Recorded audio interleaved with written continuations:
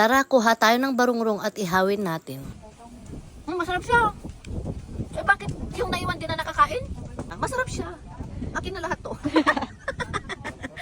Ay guys, kuha tayo ng barungrong. O, ayan, tapos iihaw natin mamaya. Actually, nakarami na ako. Ganyan ang itsura nyo. Pakita ko sa inyo. Ayan, meron ba sa inyo yan? Ang laki ah. O, ang laki. Barungrong, kuha kayo. Hindi namin binibenta, pangkain lang namin ah. Ang kwento ng mga taga rito, sako-sako ang kuha nila ng barungrong noon. Pero syempre, pag madaming kumukuha, nauubos din yan.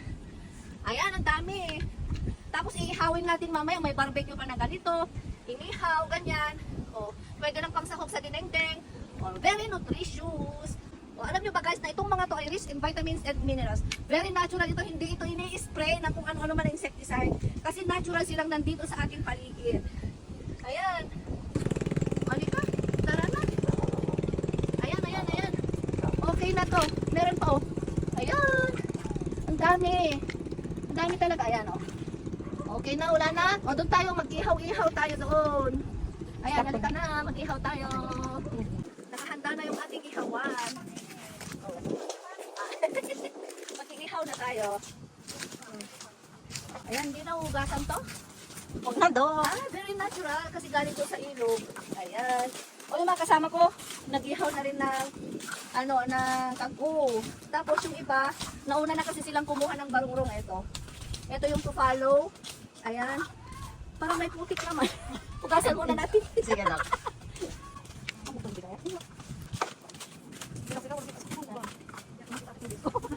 Ayan, so nahugasan na guys. Lalagay na natin. O, medyo luto na yung iba kasi nauna na yung makasama natin dito sa barungrong. Actually, first time kong makatikim ng barungrong. Sinabi sa atin na isang kasama natin noon tungkol sa barungrong pero hindi pa ako nakakakita. Ngayon pa lang. Ayan, ngayon lang tayo nakakuha ng barungrong. Ngayon lang din tayo kakain. Tingnan natin kung anong lasa. Ayan guys, dahil matagal maluto yung barungrong, nagugutom na ako. Kainin na natin yung kaggo.